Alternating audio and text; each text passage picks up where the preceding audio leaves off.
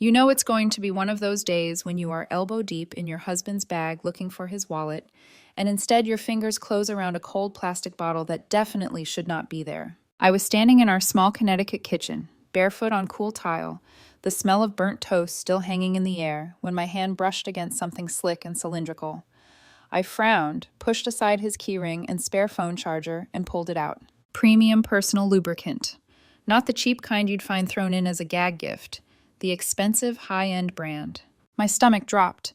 For a second, I honestly thought, maybe he bought this for us and just forgot to mention it. Then I saw what was nestled beside it, a sleek black box of protections. The really good ones. The exact brand my husband had always sworn gave him a rash. I'm Danielle. Most people call me Danny. 35. Laptop repair tech in a sleepy Connecticut town where everyone thinks they know everyone else's secrets. My husband, Liam, works as an executive assistant at Morrison & Associates, one of those glossy downtown law firms with marble floors and partners who wear their egos like tailored suits. Liam has always been the ambitious one. Perfect hair, perfect smile, perfect timing on every corporate ladder rung. The kind of man who wears cufflinks to staff meetings and believes every urgent email is a matter of life and death. His boss, Rachel Patterson, is one of the senior partners, the impossibly polished, high-powered attorney-type men at the firm trip over themselves to impress, and women my age jokingly side-eye in magazine articles about having it all. I stared at the lube and the box of protection sitting in my palm, and something inside me shifted. Not the way it does in movies, where the betrayed wife immediately screams, throws plates, and collapses dramatically on the floor. No. What settled in my chest was cold, clean, precise. Most women, I guess, would have driven straight to his office, stormed in, and demanded answers from him and his oh-so-charming boss, Rachel Patterson. They'd cry, they'd beg, they'd ask, "How could you?" But that's not who I am. I'm the woman who reads the full manual before pressing power. I'm the woman who backs up her hard drive twice.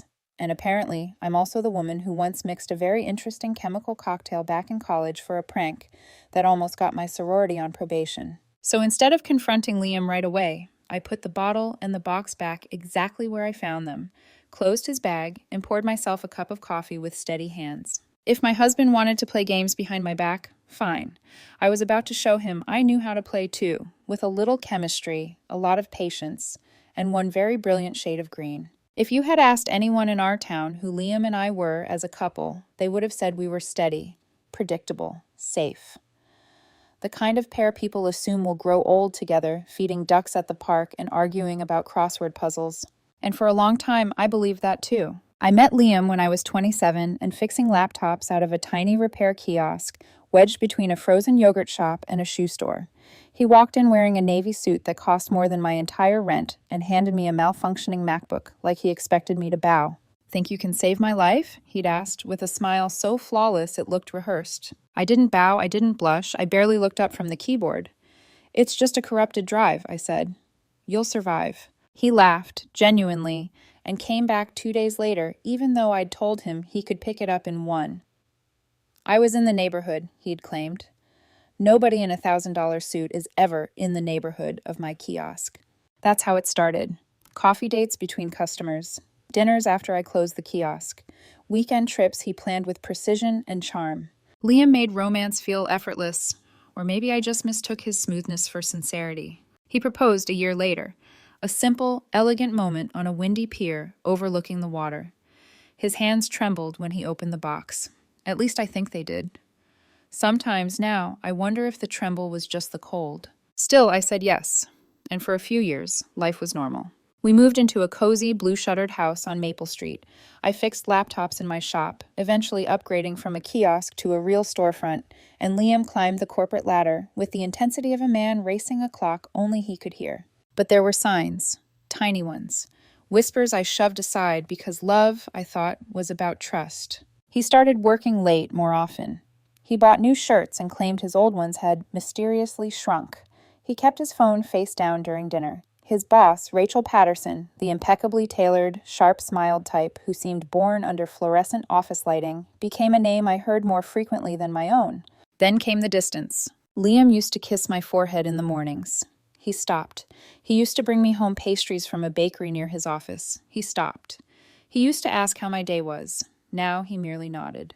And the more disconnected he became, the more I compensated. I cooked nicer meals. I planned little weekend surprises. I told myself he was stressed, overworked, exhausted, anything but disloyal. My friends warned me. Danny, executives don't suddenly work late 4 nights a week unless someone's in their lap. I laughed it off, pretending not to notice the knot in my stomach. Even Liam's mother had made a comment once, her voice careful but edged. Sweetheart, he's looking different lately. Tired, preoccupied, make sure he's taking care of himself. Preoccupied, if only she knew with what. The truth is, I thought I knew my husband. I thought I was safe with him. I believed he valued the home we built, the easy nights on the couch, the shared groceries, the quiet, predictable love. But the morning I found the lubricant in his bag, all those little signs snapped into place like magnets finding their match. Every late night, every guarded text message, every evasive smile stopped being noise and became a pattern. I wasn't devastated, not then. I was alert, awake in a way I hadn't been for months. And beneath the shock was something else, something sharp and steady. A voice whispering, "He thinks you won't notice. He thinks you won't act. He thinks you're predictable." Liam forgot one thing about me. I'm predictable until I'm not. Suspicion doesn't hit like a lightning bolt. It creeps in, quiet, subtle, disguised as intuition. After the morning I found the lubricant and protections buried in Liam's work bag, everything he did suddenly had edges. Sharp ones. Things I'd ignored before now cut deeper, like they'd been waiting for me to finally pay attention. That same evening, while I cooked dinner, Liam walked into the kitchen wearing a crisp white shirt I'd never seen before. The tag was still tucked awkwardly near the hem. New clothes were nothing unusual for him, but this one fit him too perfectly. Tailored, thought out. Sexy in a way he usually reserved for special occasions. But tonight wasn't an occasion, it was Tuesday.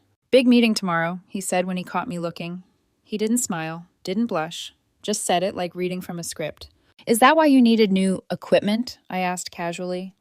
My hand trembled a bit, but I held the spatula steady. He blinked. "What?" "Nothing," I replied, just thinking out loud. He didn't pursue it. That was its own answer. The second crack came the next day. Liam claimed he'd be downtown for a client meeting, but when I texted him around 2 p.m., asking if he wanted me to pick up dinner, he didn't answer. Not unusual. Work could be busy. But when he finally replied at 4:47 p.m., the message was stiff and oddly formal. "Busy. Big case. Patterson needs all hands on deck. Might be late." Liam doesn't text like that. Liam uses emojis. Liam says, "Hey babe," or "love you," or at the very least, "talk later." But suddenly he'd transformed into a teleprompter. When he came home, he smelled faintly of expensive perfume, not mine. Light, lingering, expensive. His tie was slightly askew, his hair flatter than usual, and his shirt had the faintest wrinkle around the lower buttons, like someone had gripped it. "Long day?" I asked. "The longest," he sighed, dropping his bag in the corner like dead weight. But there was something in his eyes, an alertness, a flicker of guilt he tried to hide with a tired smile. Then came the third crack, the one that confirmed my growing dread. We were at dinner with friends, and someone joked about business trips being corporate dating apps. Everyone laughed, except Liam. His fork paused midair, his shoulders tensed just slightly. He forced a chuckle 2 seconds too late. Our friend Sharon noticed. Her eyes flicked toward me, eyebrows lifting in a silent question. "Is he okay?" I pretended not to see, pretended everything was normal. But inside, unease curled like smoke. Then one night, while Liam showered, his phone lit up on the nightstand. A message preview glowed on the screen. "RP. Same time Thursday? Need to go over details before Hartford. Bring the black shirt." Black shirt, Hartford. RP, Rachel Patterson. My heart didn't drop. It lodged itself somewhere cold inside my chest. Liam never once mentioned a Hartford trip. And "bring the black shirt" sure didn't sound like briefing notes. I didn't unlock his phone. I didn't need to. The text preview alone was enough to confirm what my instincts were screaming. But instead of confronting him, I watched him walk out of the bathroom in a towel, humming as if nothing in the world was amiss.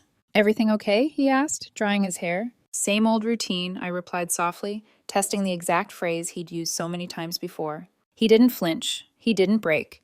He simply smiled, leaned over, kissed my forehead, and told me he loved me. I felt nothing. The distance between us wasn't emotional anymore. It was battlefield distance. Two people performing the choreography of a marriage while standing on opposite sides of a war neither of us had declared out loud. That night, I lay awake beside him, listening to his steady breathing. Every inhale whispered lie. Every exhale whispered lie. The seed of conflict had taken root, and my intuition, my once silenced inner voice, was finally wide awake. Watching. Waiting. Preparing.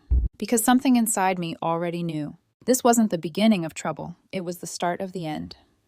3 days later, my phone buzzed with a GPS alert I had nearly forgotten about. The tracker I'd slipped under Liam's car seat, small, discreet, and silent, lit up my screen with a single notification. Liam's car, Hampton Suites, 3:02 p.m. Hampton Suites. My throat tightened. Not the downtown office, not the conference center, not anywhere remotely connected to urgent work. No, I knew the Hampton Suites. Everyone in town did. The place rented rooms by the hour if you asked the right clerk and slid a 20 across the desk. But I didn't drive there in a rage. I didn't storm through the lobby demanding answers. I didn't cry or scream or make a scene. I parked behind a landscaping truck across the lot, brewed coffee in my thermos, pulled my binoculars from the glove compartment, and waited. The quiet hum of engines passing on the interstate mixed with the rustle of wind through the nearby trees. I watched the second-story walkway like a detective staking out a suspect. 20 minutes passed. My heart stayed unnervingly steady. Then the door to room 237 opened. Liam stepped out first, hair slightly mussed, shirt untucked, tie stuffed hastily into his pocket. His posture loose, relaxed, in a way I hadn't seen in months. Behind him came Rachel Patterson, the senior partner, the woman whose name had become background noise in our kitchen, the one who treated staff loyalty like a currency she could buy and sell. She was smoothing down her pencil skirt, straightening her blouse, wearing the same self-satisfied smirk I'd seen her use at company parties when junior associates complimented her. Liam turned toward her. And what happened next wasn't a handshake, wasn't a professional pat on the shoulder, wasn't anything a married man should ever share with his boss. They kissed, not a timid, guilty peck. A full, intimate embrace, the kind that leaves no room for misinterpretation. Their bodies leaned into each other with a familiarity that made my stomach twist. Not from heartbreak, but from a dawning clarity that hit like a flash freeze. Liam's hands settled at her waist. Rachel's fingers gripped the back of his dress shirt. Their mouths moved with practiced ease. This wasn't new. This wasn't an accident. This wasn't a slip. This was routine. The man I married, a man who had assured me every late night was for important casework, was kissing his boss in broad daylight outside a hotel room like the world owed them its silence. Worse, when they finally pulled apart, Liam adjusted the lapel of her blazer with a tenderness I hadn't seen directed at me in months. My breath fogged against the window. The absurdity should have hurt, but it didn't.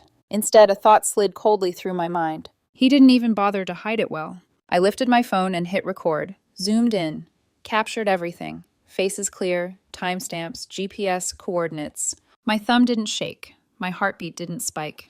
My vision didn't blur with tears. Stillness filled me instead. A strange, serene numbness that felt almost like power. They walked to their cars separately, thinking they were invisible, thinking their secret, our secret, would stay locked in that room forever. Rachel got into her sleek black Porsche. Liam climbed into the sedan I helped him pick out last year. Both drove away, both unaware. I didn't cry until hours later, not from heartache, but from the overwhelming awareness that my marriage hadn't been real for longer than I knew. That night, Liam came home smelling faintly of a floral citrus perfume. Not mine, hers. Long meeting? I asked lightly. The longest, he replied. He kissed my forehead. I didn't lean in. He didn't notice. At dinner, he told me Patterson needed him to pull an all-nighter for a Hartford strategy session.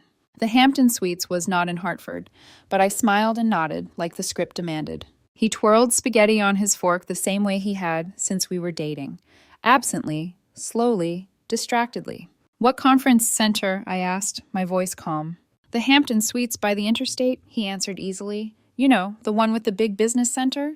I sipped my water, hid my smile behind the rim of the glass, said nothing. Later that night, while Liam showered, I opened the lubricant bottle with surgical precision. Half the contents went down the drain. The rest was replaced with the brilliant green dye and pepper mixture I had stored in a box of old college memories. Then I moved on to the protections, carefully, expertly pricking microscopic holes with a sewing needle Liam would never notice. The transformation was complete. Small, precise, invisible. Not revenge, not yet. Just preparation. Liam emerged from the bathroom wrapped in a towel, steam drifting behind him. "How was your day, sweetheart?" he asked. "Predictable," I said softly. He never caught the irony. But I did. Because standing in that kitchen, watching him dry his hair, I knew three things with absolute certainty. He had betrayed me. He had lied to me. And he believed, sincerely, foolishly, that I was done noticing. He was wrong. Very wrong. When people imagine betrayal, they picture rage, screaming, plates flying, a wounded woman collapsing to the floor in opera-level heartbreak. But when I crawled into bed beside Liam that night, after watching him kiss his boss outside a cheap hotel, I didn't feel broken. I felt awake. Even as he slid under the covers, even as he wrapped an arm around my waist, like we were still the couple everyone thought we were, even as he whispered a soft, "Good night, Danny," his breath warm on my shoulder. I didn't flinch. But I didn't melt either. I lay perfectly still, staring at the shadowy outline of the ceiling fan above us, every rotation whispering the same truth. This is the man who looked you in the eye and lied without hesitation. This is the man who made you second-guess your instincts. This is the man who used your trust as camouflage. I wasn't ready to confront him. Not yet. Confrontation requires clarity, and clarity requires patience. And patience is something I've always been better at than Liam ever realized. The next morning, I watched him dress. He stood at the mirror, knotting his tie with practiced ease, humming softly to himself, completely unaware that the woman watching him already knew everything. "Are you sure you're working late again tonight?" I asked, the question so gentle it could have passed for concern. His eyes flicked up to meet mine in the mirror. "Yeah, Patterson needs me for that Hartford prep." So smooth, so confident, so painfully rehearsed. I wondered then, had he always been this skilled at lying, or had Rachel trained him? "Do you want me to pack you dinner?" I asked. He hesitated for just a fraction of a second, barely noticeable unless you were looking for it. "No, babe. We'll probably just grab something at the conference center." Conference center. A bold choice, considering the GPS tracker already told me his conference center had carpeted walls and rooms rented by the hour. But I didn't call him out. I stepped forward and adjusted his collar as if I were the wife I used to be. Helpful, supportive, adoring. "You look nice," I murmured. He smiled soft and trusting. "Thanks." Trusting. The irony was almost comedic. As he left, he kissed my cheek, grabbed his leather bag, the same bag where I'd found the evidence, and walked out the door whistling. The moment the latch clicked shut, the silence pressed in around me. That was when the real reaction hit. Not rage, not sorrow, not disbelief. Grief. Not for him, not for us. For me. For the years I spent believing I was loved fully. For the nights I stayed up waiting for him to come home. For every moment I gave him the benefit of the doubt. For the version of myself who still believed marriage equaled safety. I slid down the hallway wall until I was sitting on the floor with my knees pulled to my chest. I didn't sob hysterically. I didn't scream. I didn't break anything. I allowed myself quiet, private, controlled tears. The kind shed for a dream you finally realize was never real. Where did I go wrong? I whispered into the empty house. Had I missed signs earlier? Did I let the comfort of routine blind me? Had I become predictable, like he'd laughed about with Rachel? The memory of their voices filtered back, as sharp as the day I recorded them. "Danny's sweet, but she's so predictable. She spends more time with computers than with her husband. She probably thinks romance is fixing his hard drive." Their laughter echoed in my ears. My tears dried, not because I stopped hurting, but because I refused to let their mockery define me. I wiped my face, stood, and walked into our bedroom, felt the cool sheets beneath my fingers. This bed had held years of memories, movies, lazy mornings, quiet confessions. But it had also held lies. I stripped the sheets off, threw them into the washer, changed the pillows, opened every window until fresh air swept through the house like a cleansing force. As the breeze carried the scent of spring rain through the room, something inside me shifted. If Liam wanted to betray me, that was his choice. If he wanted to lie, that was his choice. If he wanted to risk our entire marriage for secret hotel rendezvous, that was his choice. But how I responded, that would be mine. And I would not react the way he expected. No screaming, no begging, no dramatic confrontation that he could twist into hysteria, no giving him the satisfaction of seeing me crumble. Instead, I picked up my phone, examined the footage, imported it into a secure folder, time-stamped it, and made 4 backups. Yes, 4. The old Danny, the one he underestimated, was still very much alive. Then I asked myself the real question. What do I want? Closure? Truth? Revenge? No, not revenge. Not the petty, impulsive kind. I wanted something else. I wanted Liam to face himself, to see the consequences of the choices he made so comfortably, to understand the weight of his betrayal not through my tears, but through his own unraveling. By the time I finished backing up the evidence, I felt smoother inside, sharper, quieter. I wasn't just reacting anymore. I was preparing. Because the next time the truth surfaced, it wouldn't be a whisper inside my head. It would be a storm, and Liam would have no umbrella. Liam's unraveling didn't happen all at once.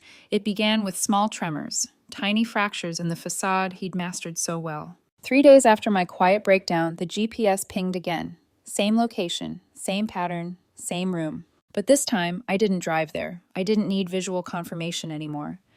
The betrayal was no longer a hypothesis. It was documented, cataloged, and indexed in 4 separate encrypted folders. Instead, I began watching them, not through jealousy, through analysis, cold, clinical, the way I troubleshoot complicated motherboard failures. Liam's routines became predictable rhythms, and patterns emerged where I once saw only coincidence. Every Tuesday and Thursday, he left the house at 8:15 a.m. Every Tuesday and Thursday, his urgent meetings lasted exactly 6 hours. Every Tuesday and Thursday, he came home smelling faintly of that same soft, expensive perfume. My stomach didn't clench anymore. My hands didn't shake. All the pain had calcified into something harder, steadier. But something else happened as the escalation took shape. People started noticing. Not the affair, not yet, but the subtle shift in energy between us. At dinner with his mother, Liam kept checking his phone. He laughed too loudly at jokes that weren't funny. He flinched when she asked about work stress. His mother, sharp-eyed, intuitive, looked at him, then at me. "Sweetheart," she said gently, "is everything okay?" Liam froze. I smiled. Of course. Work's been intense for him. "A bit too intense," she murmured. "You two should take a getaway. Reconnect." Liam's fork clattered against his plate. "Mom, please, I'm fine." I reached for my water, hiding the flicker of satisfaction in my eyes. His mother sensed something was off, and that meant Liam was cracking. The next escalation came through his friends. One evening, while Liam showered, his phone lit up again. Only this time the preview wasn't from Patterson. It was from his coworker, Chase. "Dude, be careful. People are talking." Talking about what? About why he's always working late? Why he never brings me to firm events anymore?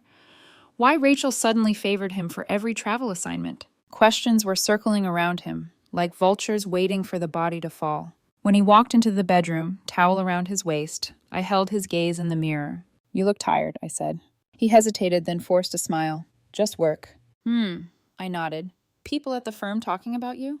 The towel slipped slightly. His shoulders stiffened. His reflection flickered with panic. "Why would you say that?" "No reason," I said. "Just intuition." He looked ready to ask more, but didn't, because asking required honesty, and honesty had become a foreign language to him. Then came the conversation that pushed everything toward collapse, the one with his family. His sister Ava dropped by unannounced one Saturday, bringing pastries and her usual whirlwind of sarcastic commentary. Liam looked like someone had thrown a grenade into his schedule. "Ava," he forced out, "did you call first?" She shrugged. "Should I have? Are you hiding something?" His jaw clenched. She turned to me and exchanged a knowing look. From the beginning, Ava liked me more than she liked her own brother. To her, Liam was the golden boy who always looked perfect on the outside but rotted just a little inside where no one could see. "So," she said, biting into a croissant, crumbs falling to the floor, "how's married life? Still nauseatingly domestic?" Liam forced a laugh. "We're fine." "Are you?" she asked, her eyes narrowing slightly as she glanced between us. "Because you look like someone who hasn't slept in a week." Liam barked out, "Work is stressful." Ava raised an eyebrow. "Must be very stressful, considering Mom said Danny looked worried the last time she visited." He nearly choked. "My wife's not worried," he snapped. Ava's eyes drifted to me. "Are you worried, Danny?" I held her gaze, calm, neutral, measured. "No," I said softly. "I'm observant." Ava's lips twitched. She understood. Liam didn't. Later that evening, while he loaded dishes into the dishwasher with unnecessary aggression, he finally exploded. "What did you mean by that earlier?" he demanded. "By what?" I dried a glass, kept my tone level. That comment to Ava, "I'm observant," what was that supposed to imply? I tilted my head. Do you want it to imply something? His face flushed, eyes darting as if searching for the safest lie. "I don't like the way you're talking lately," he muttered. "I don't like the way you've been acting lately," I responded, just as calm. He inhaled sharply. "Are you accusing me of something?" "No," I said, "not yet." That word, yet, shook him. His pupils narrowed, and for a moment defensiveness cracked into fear. But fear wasn't the peak, not yet. The real escalation came the next week, the day the sabotage unfolded. Phase 1, as I had silently labeled it, was triggered when Liam came home looking off. He clutched his stomach. Sweat beaded at his temples. He rushed to the bathroom twice before even saying hello. "You okay?" I asked mildly. "Something I ate," he groaned. "Oh?" My voice was honey. "Where did you eat?" He froze. His eyes flicked up too quickly. "A cafe near the office," he said. Lie. But I didn't challenge him. I only watched. The next morning, my gym buddy Eric called. "Danny, holy hell, you hear about Patterson?" I leaned against the counter. "What about her?" "She had some kind of explosive digestive meltdown at the country club yesterday. They had to call EMTs. People said it looked like a chemical spill out of a sci-fi movie. It was bad." My heart didn't pound. It purred. "Oh no," I said with perfectly measured concern. "Food poisoning?" That's what people are saying, but man, it sounded violent. When I hung up, the house felt very quiet. Liam came downstairs looking pale, holding his stomach. "I think I should rest today," he muttered. I placed a hand gently on his shoulder. "Of course. You should take it easy." He didn't know phase 1 had only just begun. He didn't know the die was still waiting. He didn't know the needle prick protections had their own role to play. He didn't know I had become the quiet architect of consequences he couldn't yet foresee. And he didn't know, not yet, that everything he'd built with Patterson would come crashing down in brilliant green. The day everything came crashing down wasn't loud. It wasn't dramatic in the way movies like to show heartbreak. No storm outside, no shattered glass, no screaming match echoing through our quiet Connecticut house. It began with a soft knock on the front door. I was in the living room, scrolling absently through work emails when I heard it. Not urgent, not angry, just deliberate. I opened the door expecting a delivery driver. Instead, Rachel Patterson stood on my porch. If I hadn't already known exactly what would happen in that hotel room, I might have screamed. Because she didn't look human. She looked radioactive. Her skin was a blotchy, uneven mosaic of neon green and angry red. The dye had soaked into every pore, staining her from hairline to collarbone. Her eyes were bloodshot. Her lips were cracked. Her expensive gray suit was wrinkled and splattered with streaks of color, like she'd wrestled a paintball cannon. She looked like a corporate Hulk, if the Hulk had been chemically assaulted in a hotel room during an illicit rendezvous. "Mrs. Graves," she rasped, jaw clenched so tight I could hear the strain. "We need to talk." I stepped outside and shut the door behind me. No way was I letting her into my house. "What happened to you?" I asked in a voice so sweet I could have stirred it into tea. "You know damn well what happened," she hissed. "You did this." I blinked, the picture of innocent confusion. "Did what?" She jabbed a trembling green-stained finger toward me. "You sabotaged us. You booby-trapped something, his items, my items, something in that room." "You're saying," I said slowly, "that something happened to you and Liam?" Her eyes flashed. "Don't play stupid." I pulled out my phone and hit record. "Could you repeat that?" I asked, tilting my head. "You mentioned an affair." Realization dawned on her face like a horror film reveal. She'd said too much, admitted too much, dropped the mask she'd spent years perfecting. "You can't use that recording," she sputtered. "It's illegal." "No," I replied calmly. "In Connecticut, one-party consent is perfectly legal, and since we're on my property, my rights are even broader." Her face shifted from furious green to panicked gray. She hadn't expected me to know the law. She hadn't expected me to be calm. She hadn't expected me at all. "What do you want?" she asked finally, voice trembling with humiliation. "I want my husband to stop lying to me," I said softly.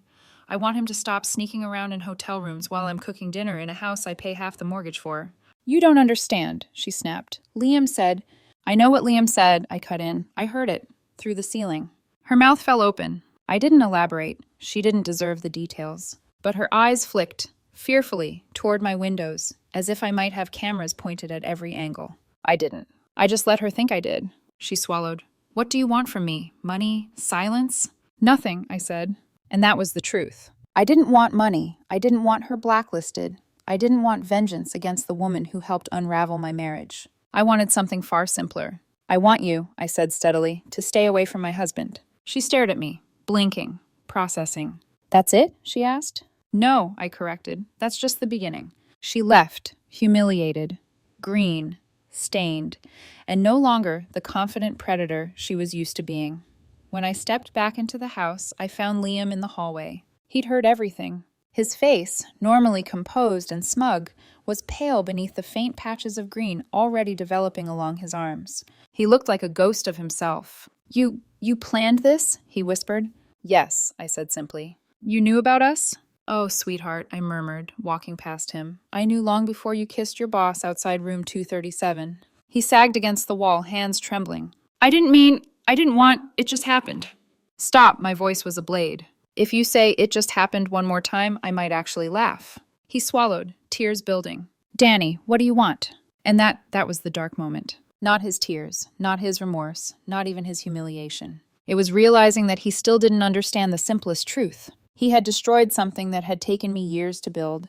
He had taken my trust, my love, my partnership, and traded it for a woman who threw him under the bus the second things got messy. He had betrayed me, publicly, intimately, repeatedly. Yet he thought the question was about what I wanted, as if there was a version of this story where I still chose him. I inhaled slowly, feeling years of marriage settle like dust around my feet. I don't want anything from you, Liam. His eyes widened. I'm done wanting things from people who use me as camouflage. He broke then, fully, hands in his hair, breathing ragged, whispering apologies he should have said months ago. And I realized the real betrayal wasn't that he cheated. It was that he underestimated me so deeply he never imagined I'd find the courage to walk away. But I had, silently, strategically, completely. And now all he could do was watch the consequences bloom across his life, in brilliant, dying green. There's a moment in every story where the balance shifts, not loudly, not dramatically, but with a single quiet realization. I am no longer the one being acted upon. I am the one choosing. That moment arrived for me 2 days after Patterson's porch confession. The dye on Liam's skin had deepened overnight, settling into uneven green shadows that clung to the creases of his neck and collarbone. He tried to hide it with makeup, with scarves, with excuses, but the stains seeped through everything. Humiliation had texture now, shape, color. He avoided mirrors, avoided sunlight, avoided me. But avoidance can't outrun consequences. The turning point came on a Thursday morning. I was eating toast at the kitchen counter when Liam shuffled in wearing long sleeves despite the heat. His movements were stiff, cautious, as if every inch of him knew nothing was the same anymore. I need to tell you something, he said, voice small. I took a sip of coffee. I'm listening. He swallowed. Rachel resigned from the firm. My eyelids didn't even flicker. Is that so? She's leaving Connecticut today. Her partners demanded answers after a guest at the Hampton Suites posted a video online. Oh, I murmured. What kind of video? He ran a trembling hand across his forehead. The kind that shows 2 people running out of a hotel room half-dressed, covered in bright green dye, screaming for paramedics. I didn't smile, didn't laugh, didn't gloat. Silence was more effective. They know it was her, Liam whispered. They don't know it was me. Not officially. But people are talking. Some think the video is doctored. Some think it's a prank. Some think... He broke off, voice cracking. That their senior partner got caught having an affair with a married subordinate? I supplied gently. He flinched. That, he admitted. He stood there, shoulders slumped, as though waiting for permission to breathe.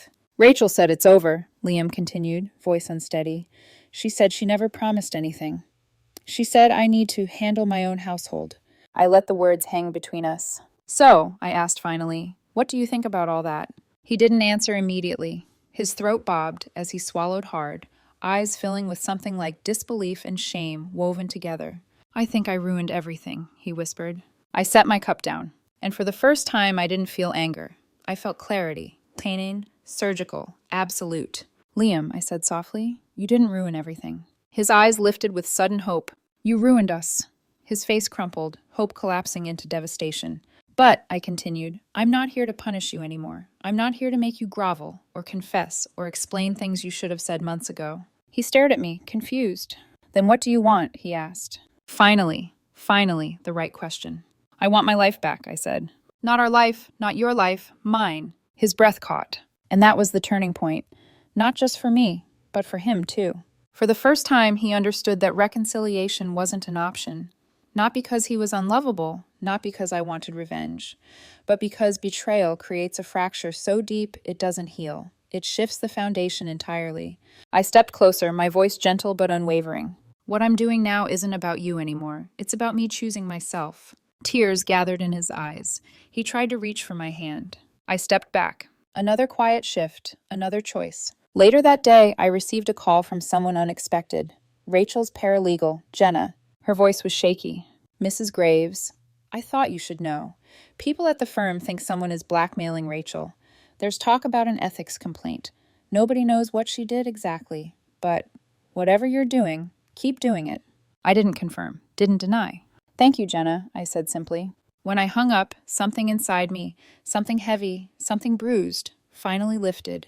It wasn't vengeance, it wasn't triumph, it was liberation. I wasn't waiting anymore. I wasn't hoping he would change. I wasn't trying to save something already broken. I was reclaiming my voice, my agency, my future. That evening, I told Liam to sit down. His hands shook as he lowered himself onto the couch. I'm filing for divorce, I said gently, on Monday. He inhaled sharply, as if the air had turned to ice. We can talk about logistics, I added. We can be civil, but this marriage ended the moment you chose someone else over honesty. He wiped his face. I'm so sorry, Danny. I know, I whispered. But remorse wasn't enough. Remorse doesn't rebuild trust. Remorse doesn't resurrect love. Remorse doesn't erase green stains. Before I stood to leave the room, I said the words that marked the true turning point. You don't get to decide my worth anymore. His breath caught, his shoulders bowed, his tears finally fell. I walked upstairs calmly, feeling a strange peace settle in my bones. For the first time in months, I felt steady, certain, free. And the dye staining his skin, the dye he had worn so comfortably without knowing, was fading at last. Not from his body, from my life. Fallout isn't always explosive. Sometimes it's quiet, a slow collapse, a dismantling that happens piece by piece until a person finally sees the ruin they built with their own hands. For Liam, it began the very next morning. He tried going to work. He dressed carefully. Long sleeves, concealer, a stiff collar pulled high to hide the stains. But even wrapped in fabric, the green tint seeped through like guilt made visible. I watched from the window as he sat in his car for a full minute before starting it, a man bracing himself for impact. By noon, he was back home. His eyes were red, his voice was thin. He didn't need to say it, I already knew. They'd seen him. His coworkers had stared a little too long. The whispers were louder this time. Someone had pulled up the viral video, Green Lovers Caught in Chemical Romance, and paused on the moment Rachel stumbled out of room 237. Is that Liam? Someone must have asked. Doesn't that look like him? And whether they believed it or not didn't matter. Once suspicion exists, it spreads. He dropped onto the couch, crumpling like a paper cup. They want me on leave, he whispered. For how long? I asked, leaning against the doorway. They didn't say, they just said, until the situation settles. It won't, I replied gently. His face twisted with pain. The next wave of fallout came from his family. His mother had seen the video, not from him, not even from me, but from a cousin who'd sent it with a message. Isn't this Liam? OMG. She called that evening, her voice trembling. Sweetheart, what is going on? Why is he in that video? I passed the phone to Liam without a word. The conversation lasted 10 minutes. 10 slow, agonizing minutes of his mother oscillating between disbelief, disappointment, and heartbreak. I didn't hear every word, but I heard enough. Liam, how could you? You promised her. What were you thinking? I don't even recognize you. When he finally ended the call, he looked smaller than I'd ever seen him. The illusion of control had shattered. The man who thought he could juggle lies indefinitely was realizing the truth. Lies don't stay balanced. They fall. And when they fall, they crush. A day later, his sister Ava showed up. She didn't knock. Ava never knocked. She barged straight into the living room, took one look at her brother and said, Well, that explains the tension. Liam groaned. Please don't start. Oh, I'm not starting, she said, arms crossed. I'm finishing, because my brother, my idiot brother, decided to blow up his marriage for what exactly? A woman who fled the state the second things got hard? Liam's eyes glassed over. Ava turned to me. You okay? Yes, I said truthfully. Good, because he doesn't get to take you down with him. Liam flinched. Ava didn't care. That video is everywhere, she continued. Everyone's calling you the Shamrock Affair. It's a whole TikTok trend. Liam put his head in his hands. It wasn't supposed to... To what? Ava cut in. Be exposed? Be messy? Be humiliating? That's because it always is, Liam. Affairs don't come with happy endings. They come with consequences. Her voice cracked slightly, not with cruelty, but with disappointment. You destroyed the best thing you ever had, she whispered. And for what? For someone who didn't even choose you once things got hard? He didn't answer. He couldn't. When she left, she hugged me, tight, fierce, supportive, then turned to him with a stare that could salt the earth. You should be grateful she's still letting you breathe the same air, she said softly. If I were her, you'd be out on the lawn with your suitcase. Then, quieter, almost to herself, you really don't deserve her. When the door closed behind her, the silence felt heavy and absolute. The third wave of fallout came from the town. Small towns are ecosystems of gossip, fast, hungry, relentless. At the grocery store, people whispered as I walked by. Some offered sympathetic looks. Some looked curious. Some looked embarrassed on Liam's behalf. But none of them looked surprised. Because once a story becomes public spectacle, a meme, a scandal, a viral joke, it stops being about morality and becomes entertainment. And Liam had become entertainment. I felt nothing. Not vindication, not cruelty, just distance. The final wave came when the law firm delivered their decision. A letter arrived, thick envelope, embossed logo, corporate directness. While Liam stood frozen, clutching it like a death notice, I opened it calmly. Suspension pending investigation. Withholding pay.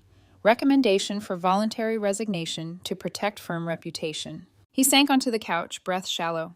My career, he whispered. I nodded. Yes, it's gone. And you don't care? His voice cracked. I met his eyes. You cared so little for our marriage, I said quietly, that I learned to stop caring too. His lip trembled. How can you be so calm? Because the fallout wasn't mine. The humiliation wasn't mine. The consequences weren't mine. He had authored this entire disaster with steady hands and a confident smile. All I had done was remove the safety net. You didn't ruin your life because of what I did, Liam, I said softly. You ruined it because of what you chose. He cried then, openly, chest shaking, hands covering his face. But there was no pleasure in watching him break. No triumph. Just clarity. I wasn't hurting him, the truth was. And truth, once unleashed, never chooses the wrong target. By the end of the week, the fallout reached its natural conclusion. His career collapsed. His colleagues distanced themselves. His family was heartbroken. His lover abandoned him. His reputation became a warning tale. And me? I walked through the storm untouched. Not because I was heartless, but because I had already mourned what we'd lost, long before the town ever learned his name. The consequences belonged to him, and he felt every single one. The morning after my divorce was finalized, I woke up to sunlight spilling across a bed that finally felt like mine. No tension in the air, no forced small talk, no half-truths drifting between us like ghosts. Just quiet, clean, honest. Liam had moved out 2 weeks earlier. His side of the closet hung empty. No crisp shirts, no expensive cologne lingering on the shelves. The vacuum left behind was not painful. It was peaceful. I made coffee and stood by the window, watching the world move in its usual unhurried rhythm. For the first time in years, I didn't check the time expecting him to walk through the door. I didn't prepare my emotions for whatever version of him I might get that evening. The freedom felt like oxygen. Later that afternoon, I drove to Murphy's Tavern to meet my friend Eric, the same place where the green-dyed scandal had first reached my ears. Life has a sense of humor like that.